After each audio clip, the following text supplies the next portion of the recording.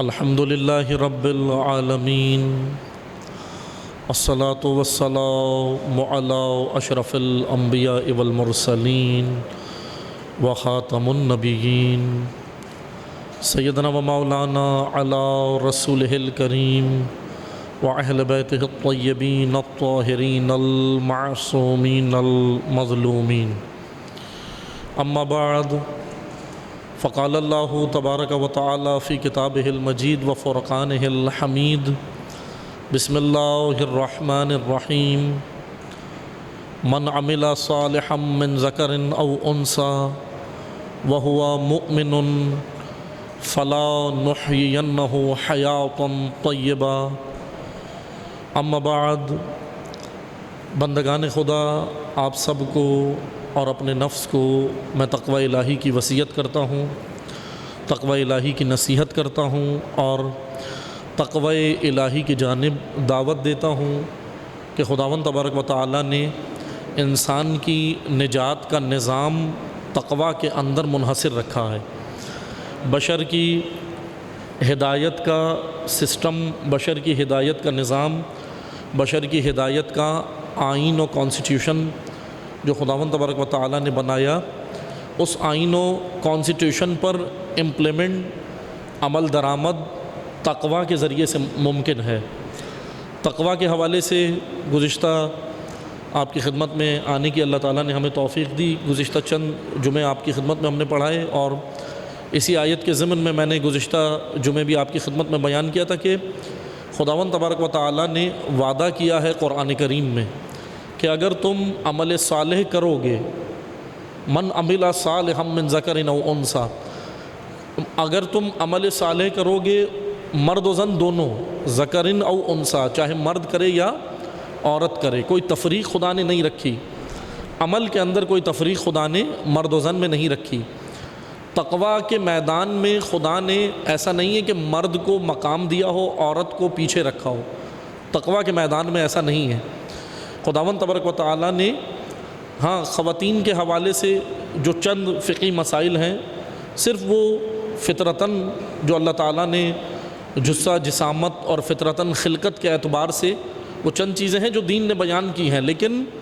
اگر ہم کلی طور پر دیکھیں تو تقوی کے میدان میں خواتین بعض مقامات پر مردوں سے آگے ہیں۔ مکہ کے اندر پیغمبر اکرم کی معاون و مددگار حضرت خدیجۃ الکبریٰ سلام اللہ علیہا، اللہم صلی علی محمد و آل محمد، مدینہ کے اندر بعد رسول ولی کے دفاع کے لیے، ولایت کے دفاع کے لیے جہاں مرد خاموش ہیں، وہاں خواتین اور خصوصاً سیدۃ النساء العالمین ہمیں آگے نظر آتی ہیں۔ اللہم صلی علی محمد و آل محمد وعجل۔ کربلا کے میدان میں جناب زینب کبریٰ سلام اللہ علیہا ہمیں آگے نظر آتی ہیں۔ اللہم صلی علی محمد و آل محمد وعجل۔ یعنی یہ وہ مقامات ہیں جہاں پر مردوں پر یہ خواتین سبقت لے گئی ہیں، یہاں مردوں پہ سبقت لے گئی۔ آپ دیکھیں بعض اوقات مکہ کے بعض بڑے بڑے مرد خاموش تھے، پیغمبر اکرم کا دفاع نہیں کر سکے، جناب خدیجہ نے کیا۔ امیر المومنین کا دفاع بعد رسول، ولایت اور ولی کا دفاع، اللہ کے ولی کا دفاع، بڑے بڑے مرد مدینہ کے خاموش تھے، لیکن ایک عورت نے، ایسا نہیں ہے کہ جناب سیدہ بیوی بن کے نہیں نکلی، زوجہ بن کے نہیں نکلی، بلکہ ولی کی پیروکار بن کے نکلی ہیں، مولا علی کی پیروکار بن کے انہوں نے ولایت کا دفاع کیا۔ اسی طرح جب کربلا کا میدان ہمیں نظر آتا ہے تو وہاں پر بھی جناب زینب کبریٰ سلام اللہ علیہا آگے نظر آتی ہیں۔ یعنی جہاں جب امام حسین قیام کا آغاز کرتے ہیں تو مدینہ کے بڑے بڑے مرد خاموش ہیں، لیکن خواتین یہ میدان لے جاتی ہیں، سبقت لے جاتی ہیں۔ اس لیے دین اسلام نے مرد و زن میں تفریق نہیں رکھی،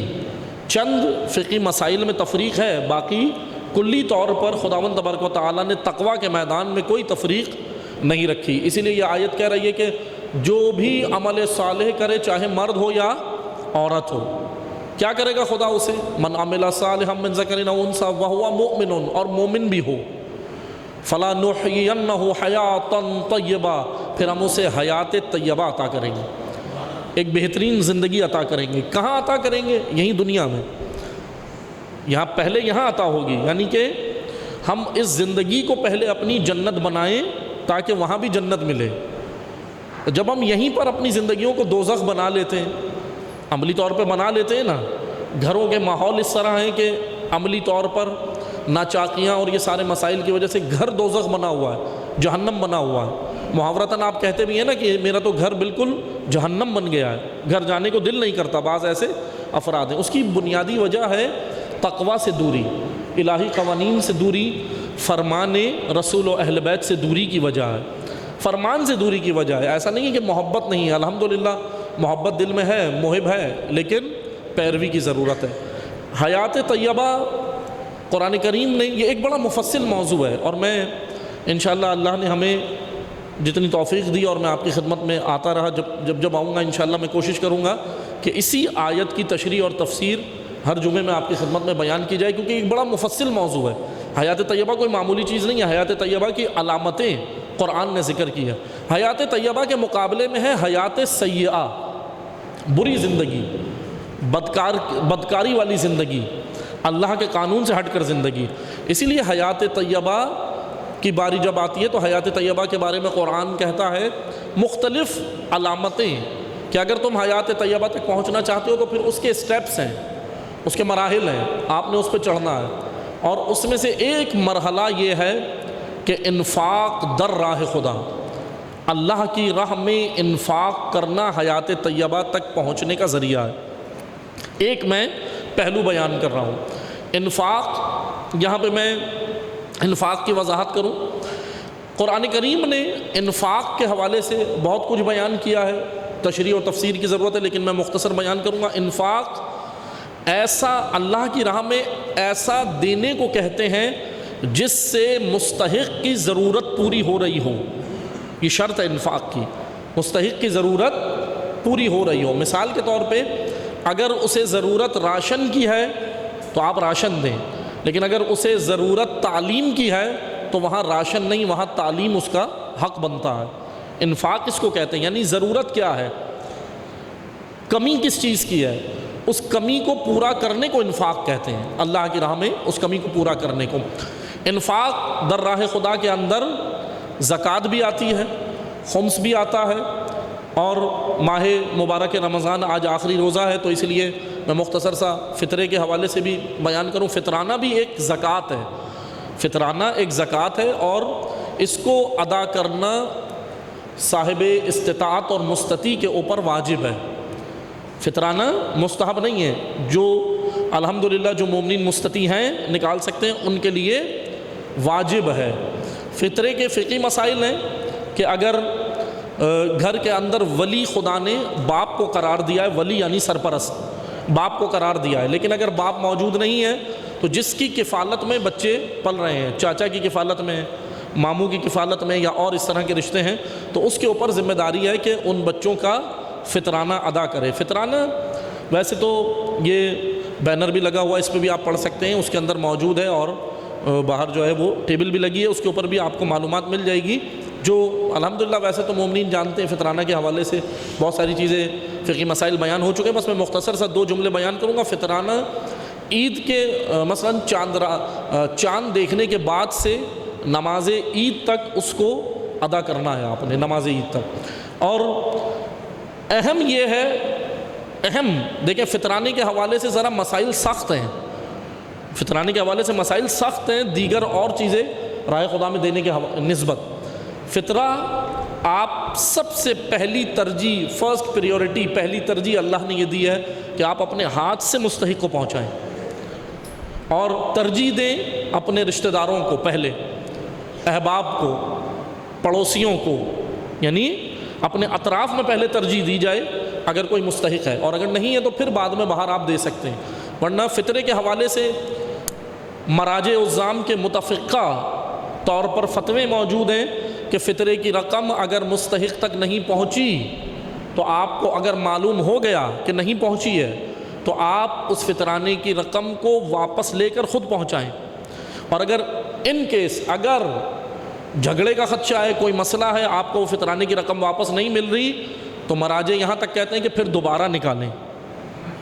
پھر دوبارہ اسے نکال کے مستحق تک پہنچنا ضروری ہے۔ مستحق تک، مستحق جس کے پاس کمی ہو، فقیر۔ فقیر ایک لفظ قرآن نے استعمال کیا ہے کلی طور پر، اور ایک فقہ نے استعمال کیا ہے جزئی طور پر، ثانوی طور پر۔ فقیر فقہی اعتبار سے جب ہم دیکھتے ہیں تو وہ ہے کہ جس کے پاس سال بھر کے اخراجات نہیں ہیں، ڈھنگ کے کوئی کپڑے نہیں ہیں پہننے کو، کوئی کھانے پینے کا سامان نہیں ہے، اس کو فقیر یا مستحق قرار دیا گیا ہے۔ اول یہ ہے، بہتر یہ ہے کہ آپ اپنے ہاتھ سے فطرانے کو نکالیں اور مستحق تک پہنچائیں، ورنہ عادل مومن تک، اداروں تک، آرگنائزیشن تک، ٹرسٹ تک، انجمنوں تک آپ پہنچا سکتے ہیں جن پر آپ کو اعتماد ہے۔ آپ کا اعتماد ہونا، نکالنے والے کا اعتماد ہونا ضروری ہے۔ فقہی مسائل کے اندر نکالنے والے کی جو ہے وہ خداوند تبارک و تعالی نے دل کو، قلب کے مطمئن ہونا ضروری ہے، قلب کا مطمئن ہونا ضروری ہے۔ اس وجہ سے فطرے کی رقم کو انشاءاللہ یہ ہے کہ آج چاند رات ہے تو اس لیے عید کی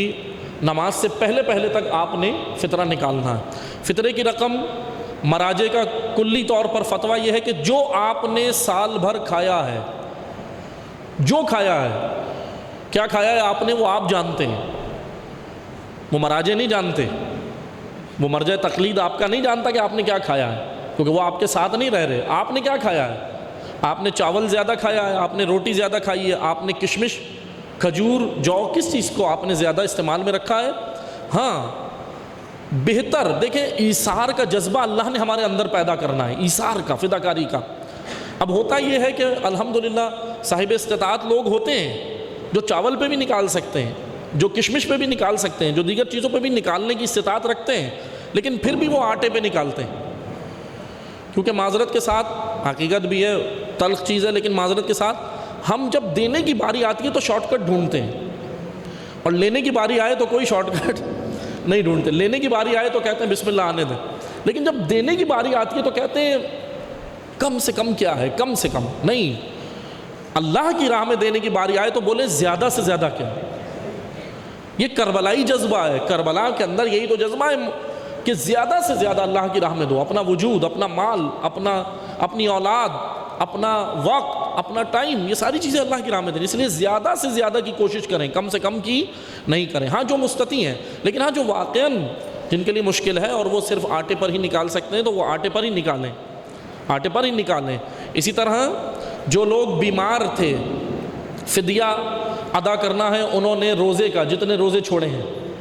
روزے کتنے چھوڑے ہیں وہ آپ کو پتہ ہے۔ فدیہ کیا ہے؟ ایک مد کہتے ہیں 3 پاؤ، 3 پاؤ آٹے کے حساب سے یا روٹی کے حساب سے آپ نے 3 پاؤ کے حساب سے وہ نکالنا ہے فدیہ۔ کتنے روزے ہیں وہ کیلکولیشن وہ خود آپ کریں گے، ایک چھوڑا ہے بیماری کی وجہ سے، ایک چھوٹا ہے، دوسرا چھوٹا، تیسرا، لیکن واقعاً بیماری ہو، سرٹیفکیٹ نہ بنوایا ہو ڈاکٹر سے، اس لیے روزے سے بچنے کا سرٹیفکیٹ نہ بنا ہو، واقعاً بیماری ہو تو پھر آپ روزہ چھوڑیں، ٹھیک ہے، یا واقعاً کوئی ایسا سفر ہے جس پہ جائے بغیر رہا نہیں جا سکتا، اس لیے فدیہ بھی دینا ہے جنہوں نے روزے نہیں رکھے اور کسی بیماری کی وجہ سے یا شرعی عذر، جو بھی شرعی عذر تھا وہ آپ نے، اگر موجود تھا شرعی عذر تو آپ نے فدیہ بھی دینا ہے، اور فطرانہ مستطیع افراد نے جو صاحب حیثیت ہے سب نے ادا کرنا ہے۔ اگر افطار سے پہلے، غروب آفتاب سے پہلے آپ کے گھر پر مہمان آتا ہے اور وہ آپ کے گھر پر تناول کرتا ہے، آپ کے ساتھ کھاتا ہے، افطار کرتا ہے، روٹی کھاتا ہے، جو بھی، تو میزبان کے اوپر مہمان کا فطرہ دینا واجب ہو جاتا ہے۔ اسی لیے اب بہرحال دیکھتے ہیں میزبان کا وسعت قلبی کتنی ہے، بعض تو بھگا دیتے ہیں، بعض تو کہتے ہیں آج نہیں آنا کل آنا ہے، لیکن بہرحال وہ مسئلہ نہیں ہے اور بہتر ہے، کیونکہ ظاہر سی بات ہے کہ ہم جس طریقے سے حالات ہیں، مہنگائی ہے، مسائل ہیں، ان چیزوں کو بھی مد نظر شریعت اور فقہ رکھتی ہے، اس لیے آپ میزبان کے اوپر مہمان کا فطرہ واجب ہو جاتا ہے۔ اگر اس نے آپ کے گھر پر غروب آفتاب کے وقت وہ آیا ہے، غروب آفتاب کے وقت وہ آیا ہے اور پھر آپ کے ساتھ افطار کر رہا ہے، کھانا کھا رہا ہے، جو بھی گھر کا پکا ہوا، ہاں بازار کا کھلا سکتے ہیں، بیچ میں ایک راستہ ہے، شارٹ کٹ ہے بازار کا، کھلا سکتے ہیں خریدا ہوا، لیکن جو گھر کا پکا ہوا ہے جو آپ نے کھلایا تو پھر اس کے بعد فطرہ میزبان کے اوپر واجب ہو جاتا ہے۔ دعا کرتے ہیں اللہ تعالی ہمیں حقیقتاً فطرہ اور انفاق در راہ خدا اور حیات طیبہ کے ارکان کو سمجھنے کی توفیق عطا فرمائے۔ بسم اللہ الرحمن الرحیم، انا اعطیناک الکوثر فصل لربک وانحر ان شانئک هو الابتر۔